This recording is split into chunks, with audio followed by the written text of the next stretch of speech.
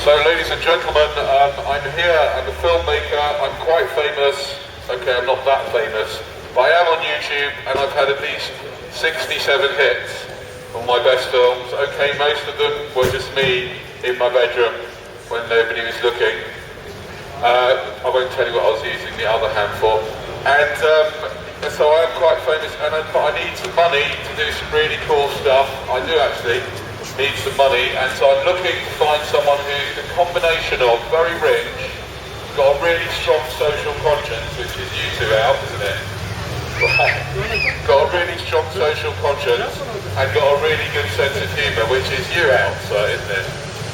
That's what I'm looking for, a rare combination, lots of money, a really strong social conscience, and a sense of humour. I'm going to be asking you people whether you qualify for all three or any of them. A general security announcement.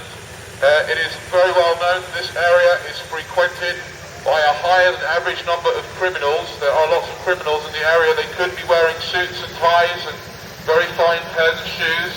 Actually, his shoes aren't that nice, is it? Probably less of a suspect. But you should be careful of these people. They are proper top criminals. Now, they're not going to nick your wallet, so you'll be all right there. But what they might do is get friendly with you to try and get something out of you, and if you cross them, they could have you killed. So it's probably best to kind of, when you're on this street, just avoid people you don't know if they look well-to-do. Because obviously the question always is begged, this man with the Mercedes, where did you get the money from to buy it? Did you do any shady deals? I'm sure you did. A lot of shady dealing types in this area, a lot of Arthur Daly types in this area. Be careful, this area has got a higher than average number of criminals. You know, this is the kind of place that top really good criminals operate in.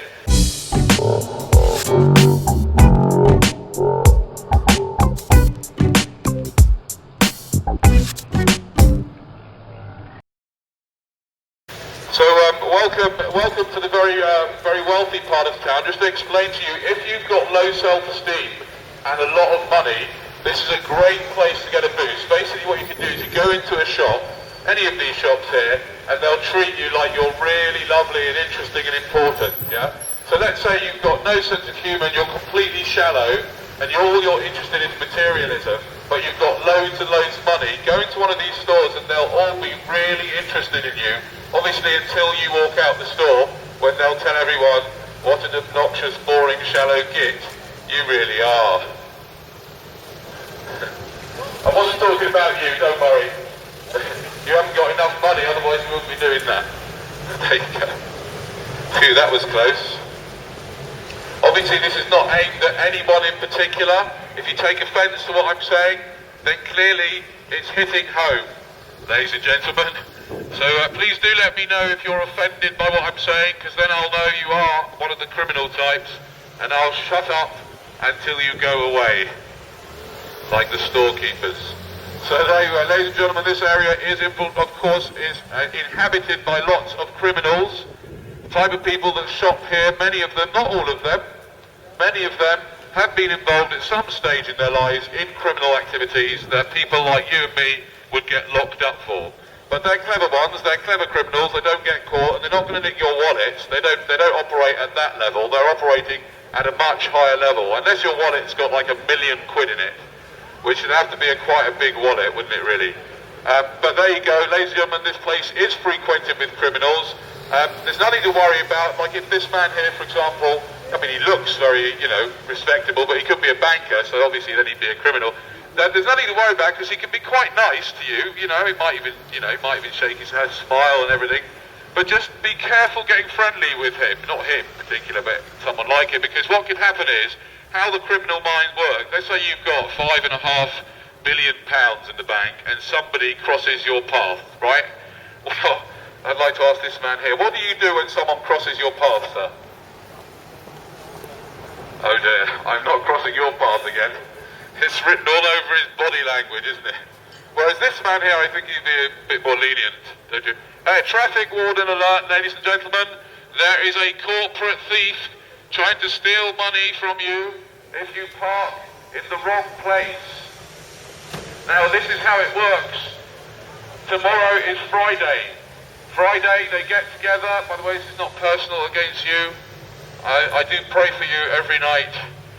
Anyway, so Friday they get together, the parking wardens, at their weekly meeting. Mr. Smith, how many people's lives did you ruin? How many people's days, should I say? Maybe lives is a bit dramatic. How many people's days did you ruin this week? Oh, 15. Well, you need to get up to scratch. Because Mr. Black over there, he's got 30 tickets. He's ruined 30 people's days. You need to get some more. Come on, this is good money, I'll tell you something. Good money, that parking. So if you could park in the wrong place, they could get 130 quid off you. But you got to be thankful, because they do you a special half price offer. That's like, look, he's getting one now. He's getting one. Oh, he's getting all excited. Ching, ching, ching. Westminster Council are now making 150 trillion pounds on parking. Ha ha ha. Look, they've made another one. That's right. And if you don't pay them, they'll just steal your car away eventually via the bailiffs. That's actually what's happening, but no one knows or cares about that because you're too rich around here. Now, ladies and gentlemen, do be understand there are a lot of rich people around here. Rich people do tend to be a lot more selfish and they get very angry quite easily, so probably best to kind of avoid eye contact with rich people if you can.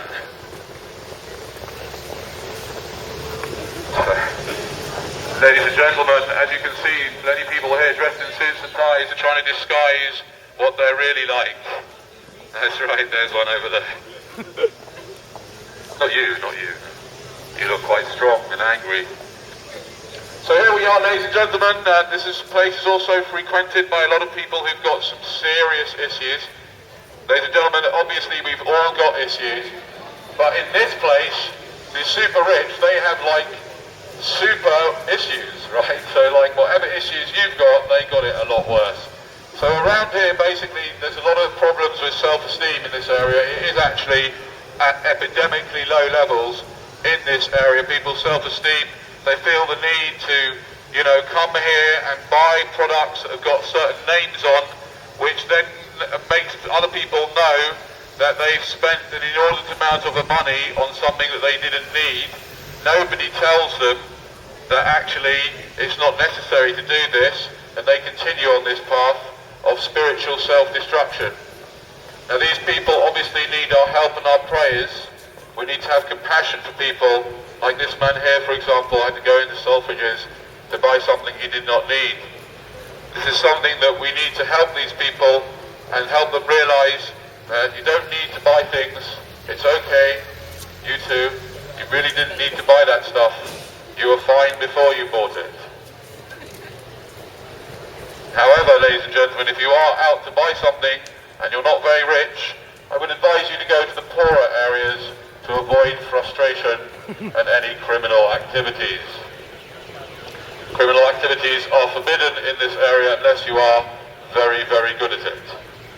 Obviously, if you're very, very good at crime, which means you commit crimes in front of everybody but they don't know you're committing a crime, a bit like a bank, for example, then you're allowed to do it, but nothing less than that. You've got to be very good at committing crimes to do it here in this country, and you must wear a suit and tie, and then everything's fine. Now this man here, for example, look at him, he's respectable, he's got a suit, he's got a tie, he's got an umbrella. There's no way he's a criminal at all, is there? No possibility, he can't be. He's dressed too nicely. Whereas this man here, with the jeans slightly scruffy, now he could be a criminal, couldn't he? I think. No, he's lovely. I'm sorry about the Selfridges bag and the Diet Coke, but there you go. Anyway, ladies and gentlemen, if you haven't got your daily dosage of aspartame, it's a fantastic drug. You can get it now. It's completely legal. It's a legal drug. You can get it just by getting some Diet Coke. It's fabulous. I mean, you know, the results are sometimes quite erratic, as you can see along here. Some of the people here who've been damaged by aspartame. This lady here, for example, have you been damaged by aspartame, do you think, madam? I'm just asking at random, don't worry, I'm not saying that you have. So there are people around here that have suffered aspartame damage. It causes a kind of blankness, and as if they've lost their soul, they sort of look in this rather lifeless way, a little confused. A bit like this chap here, for example. No, not you, not you. I'm very clear-headed, he said. That's right. Oh, he took it personally, he took it personally. Don't take this personally, ladies and gentlemen. No. Anyway, oh, what's that? What's that? It's okay, don't worry, I didn't really attack him, I was playing. We've got one of those blokes with a hat on though. I do have a heckler behind me. I am being told off by a heckler, okay? Hold on, go on. Okay, that's fair enough. Okay, that's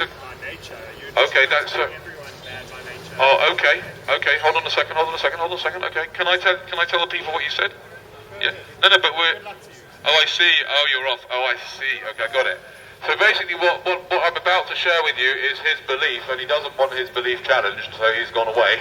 But he's basically saying that I shouldn't start on any particular person. Everybody's basically good, and it's not nice to start on people. And I'm basically saying that everybody's bad because I'm angry. That was his interpretation. Which is fair enough, but he's gone now, so can't argue with that.